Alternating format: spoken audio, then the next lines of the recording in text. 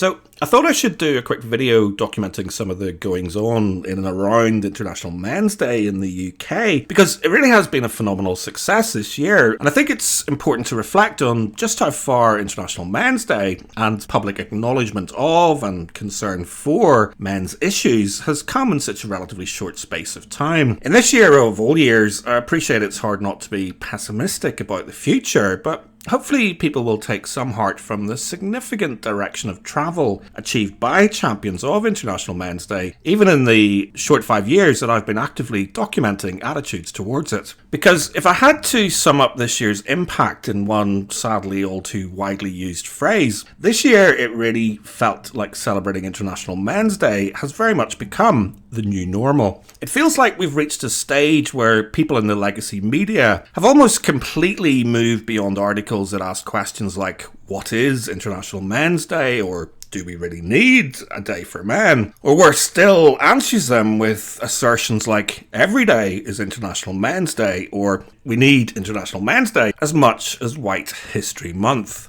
This year, such cynicism has largely been replaced by articles about the impact of lockdowns on middle-aged men, the importance of speaking up when you're feeling down, and reality TV stars conveying heartfelt tributes to their dear departed dads. I'm tempted to suggest that nothing says celebrating International Men's Day is the new normal, like the Sun encouraging the good ladies of Britain to give their blokes the ride of their lives, with a raunchy new sex position called the Randy Roller Coaster. But perhaps more significantly, nothing says celebrating International Men's Day is the new normal, like ITV's flagship daytime magazine show Loose Women, marking the day by having their first ever all-male panel in support of their mental health strand, Stand By Your Men. Okay, now coming up. Only a third of men say they'd talk openly about mental health if they were suffering.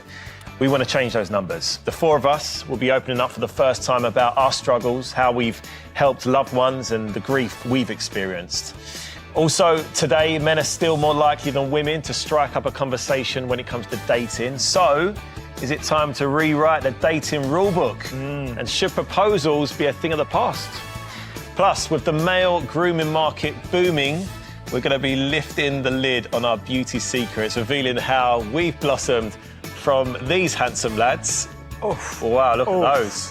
Who's that in the glass? Still got it, Ian. Me. Still got it. Mate, To these even more handsome lads, if you may say so ourselves. Some cynics may wonder if having a bunch of metrosexual TV stars trading tips about their moisturising regimes is necessarily the sort of new normal we should all be aspiring to. But seriously, the fact that the country's leading commercial TV network decided to transition the format of one of their popular TV shows, predominantly watched by women, says something very significant about the willingness of most average UK women to talk about and listen to issues faced by their men too. Because nothing says celebrating International Men's Day is the new normal, like hard-nosed capitalists using the date to sell their wares, which is exactly what Standard Chartered Bank did this year with their What Does It Mean to Be a Man commercial.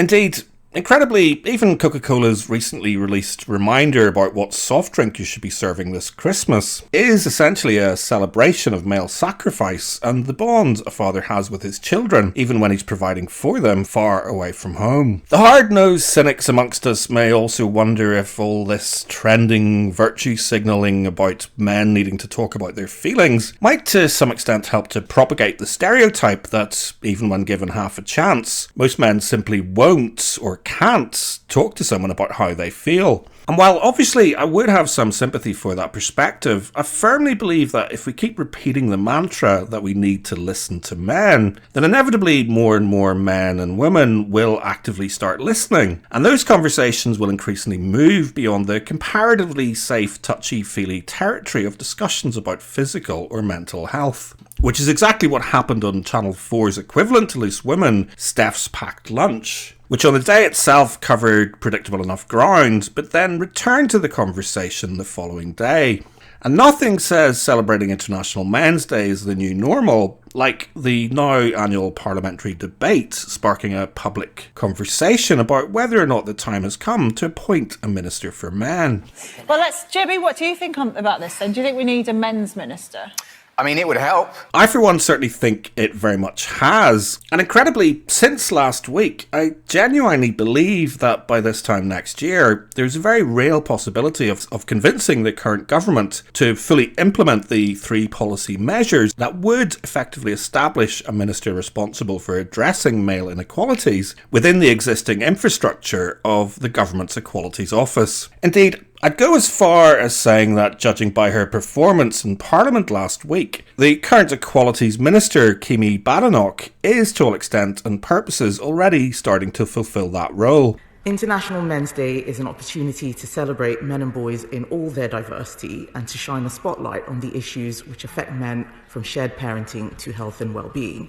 I think it's sad that on a day like this, it seems to be mainly members on this side of the House who felt interested enough to speak. I recognise the Shadowscopes people were here, but it does highlight the fact that this is an issue that many people believe is not important enough to speak on, and I hope maybe next time she will speak to her colleagues and across the House for this reason. David Lind. The restrictions on the virtual participation, that might be why there are fewer members taking part in this debate. Minister. I understand that, but this is not the only debate that has taken place today, and they have been very, very well attended indeed. So I'm afraid I don't accept that position. And like I said, I hope at the next International Men's Day debate we will see many more members participating in this debate. Major kudos also obviously goes to her colleagues Ben Bradley and Philip Davis, because nothing quite says celebrating International Men's Day is the new normal, like a self-identifying feminist from the Labour Party standing up in Parliament and congratulating them both for making the International Men's Day debate a permanent fixture in the House. Mind you, is it just me, or does this bit of her speech come across as something of a somewhat sinister Biden-esque Freudian slip? As the Shadow Minister for Women and Equalities, I am conscious that we should not seek to pit the problems of men and women against each other, but to aspire to raise outcomes where one is below the other. Whatever the case, we've clearly come a long way since the Shadow Minister for Equality's Birmingham Yardley Comrades' infamous hissy fit back in 2015. And in my humble subjective opinion, if we're measuring progress along the 4-point Gandhi scale, then in many respects I'd say that we're a whole lot closer to winning than we are to being laughed at and ignored.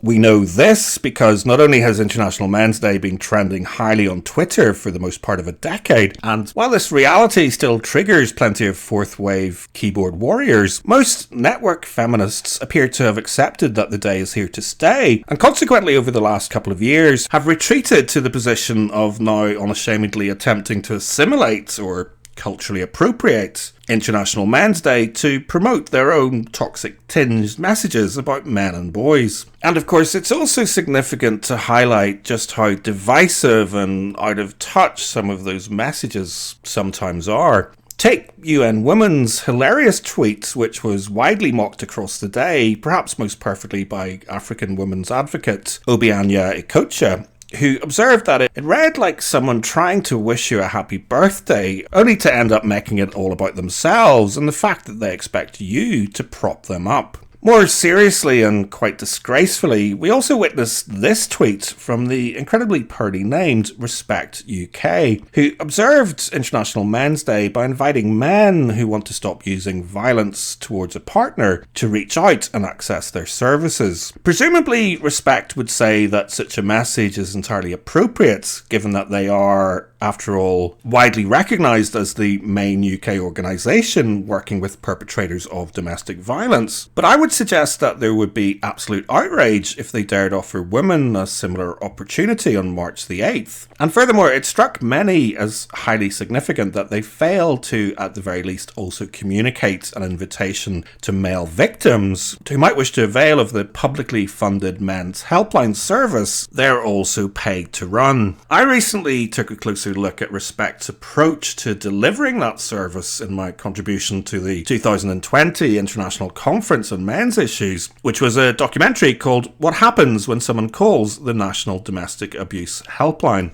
And frankly, the more I learn about it, the more astounded I am that the Home Office are prepared to provide such a distinctly different and second-class service to vulnerable children and adults based solely on the grounds of sex.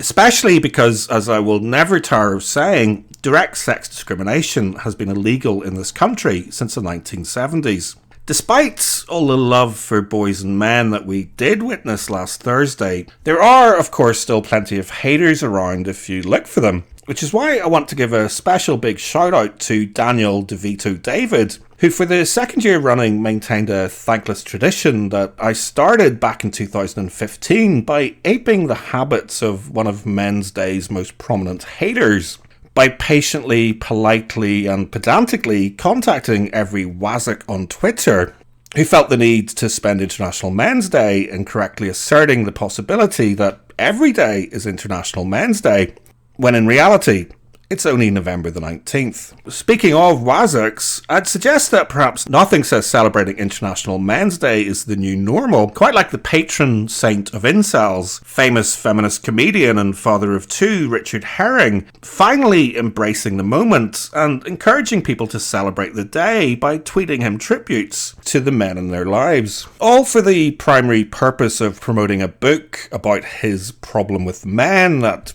he has personally profited from, you understand. But nevertheless, I don't think we should underestimate the fact that arguably the day's most prominent critic has finally cashed his chips in and explicitly marketed a book around a day that he finally concedes has a genuine purpose. Having closely documented Richard's escapades over the last half-decade, over recent weeks a few people have inevitably inquired as to whether or not I intend to review his book. To be honest, by this point, I think I've said all that there really is to say about Richard and his muddled and mildly misandrous joke with a jag. But since it was available for 99p last weekend, I took the opportunity to speed read it and leave a verified review for him on Amazon. So feel free to find that there. And trust me, I'm not spoiling anything when I say that his literary effort makes Robert Webb look like Philip Roth by comparison, or at the very least, Stuart Lee. However calculated or self-interested his motivations may very well be, I for one am just happy not to have to watch Richard digging a hole for himself anymore, and propose that his critics should be magnanimous and forgiving now that he has finally raised the white flag. And so before we leave talk of Richard Herring to the vault of Men's Day history, I thought I'd point to a punchline that perhaps sums up the sum of his efforts over the past 8 years or so. A punchline that, appropriately enough, arrives at the end of this muddled, mildly misandrous monologue from fellow guilty feminist Deborah Frances-White.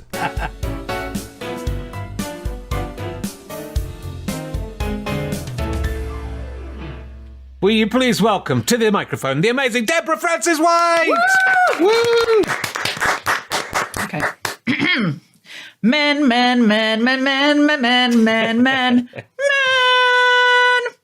What even are men and why? Well, right now, on the day of this recording, the 6th of November 2020, in the year of our Lord, himself famously a man, we await the results of the American competition for Best Man. A woman tried to enter the competition last time, but lots of people said they couldn't put their finger on what it was about her that made her feel not enough of a man for the job of Best Man. Elizabeth Warren applied for the job, and although she was charming and clever and empathetic and didn't have any of the other issues that ruled Hillary Clinton out, was still decided by the nice, kind, inclusive, diverse, non-misogynistic half of the country that she just wouldn't be as good at being Best Man as a man. 7 years older than her, that sometimes looked as if he couldn't remember what he'd come into the room for. We are still happy about that man, though, just in brackets. We will take what we can get. Look, all this sounds like I'm making fun of men, but that's because November the 11th, 2020, in the year of our Lord, himself a man who only allowed men to be in his gang and women the privilege of washing his feet. This day is your special day. International Men's Day. And I know that taking the piss is how you men show your affection to each other. I love men. I do. Some of my favourite David Attenboroughs are straight white men. Some of my favourite husbands are straight white men. I love your desire to tell me facts without context.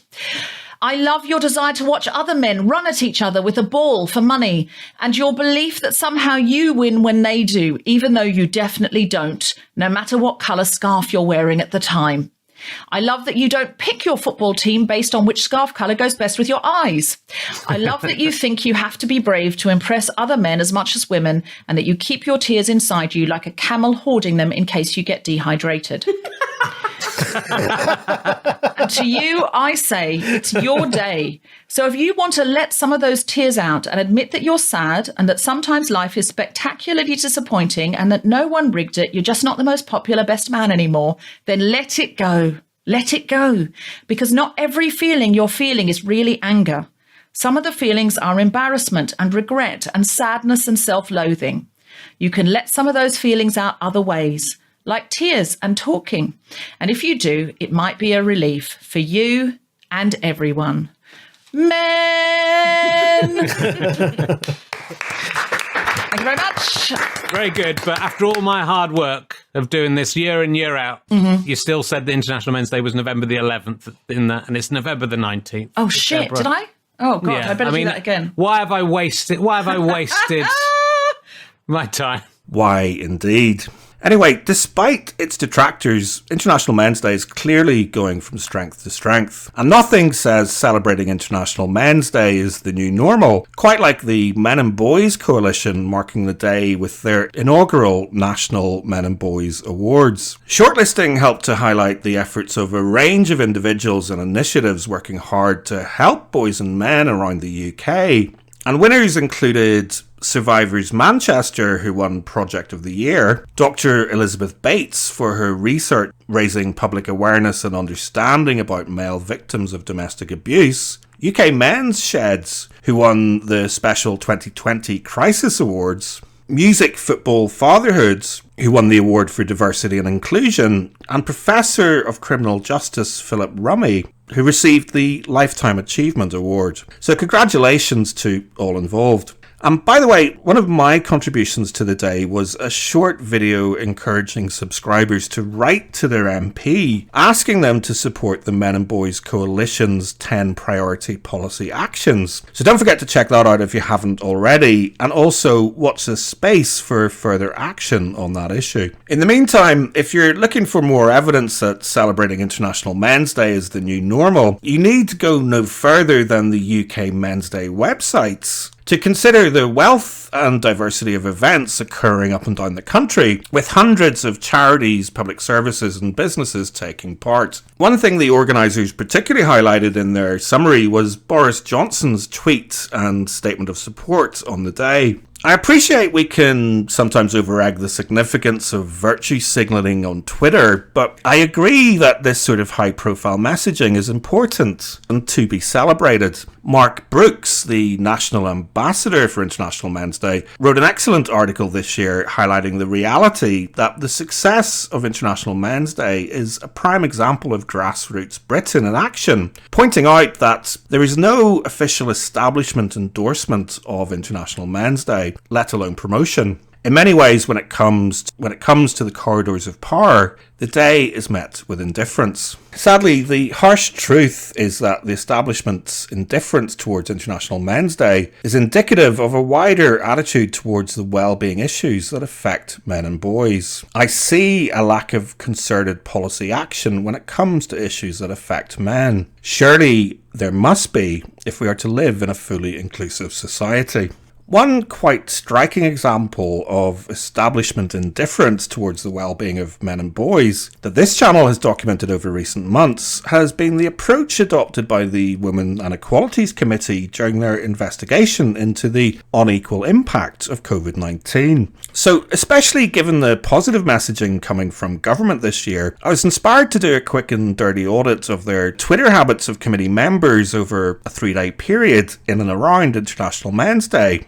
And in report card terms, I'm afraid it's very much a case of must do better. On the positive side, Conservative MP Elliot Coburn contributed to this year's parliamentary debate, highlighting the fact that Public Health England's assessment of the unequal impact of COVID-19 demonstrated that despite making up only 46% of diagnosed cases, 60% of deaths were among men, 70% of admissions to intensive care were men, and working age males diagnosed with COVID-19 are twice as likely to die than their female peers. Significantly, however, not one of the predominantly female committee members recognised those stakeholders' day, at least on Twitter. This despite the fact that over the period between them, they managed to signal their support for, amongst other things, World Toilet Day, World Prematurity Day, World Pancreatic Cancer Day, World Children's Day, Transgender Remembrance Day, National Respect for Shop Workers Week,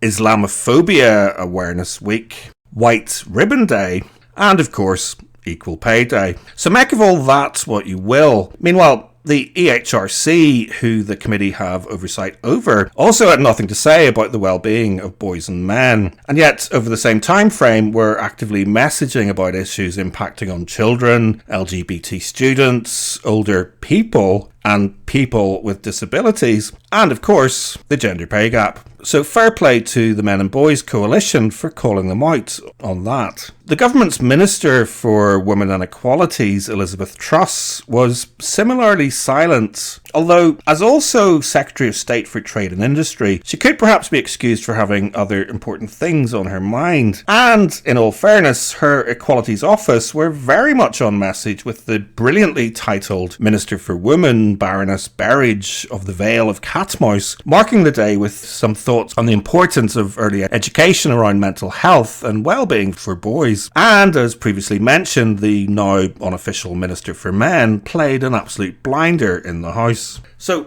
still something of a mixed bag in establishment corridors, but definitely some positive signs. I pulled this review together pretty quickly, and it's only really my little snapshot, so please do take a minute to mention some of the things I've missed in the comments, and also say something about your own personal highlights of the day. And I want to finish this roundup where I started with some images from the 2020 International Conference on Men's Issues, which I'm pretty sure everyone involved with agrees was an extraordinary success. Due to the COVID restrictions, this year's conference was a virtual affair running from Saturday the 14th of November all the way to midnight on November the 19th. With its sponsors, Justice for Men and Boys and the Women Who Love Them, releasing a talk on the hour every hour for an incredible full 5 days. So congratulations to conference organiser Mike Buchanan and everyone else involved both in front of and behind the scenes. The International Conference on Men's Issues 2020 featured talks on an incredibly diverse range of subjects by speakers contributing from all around the world. Obviously, it would be impossible to mention all of them here, but I'll very quickly flash up a list of 6 speakers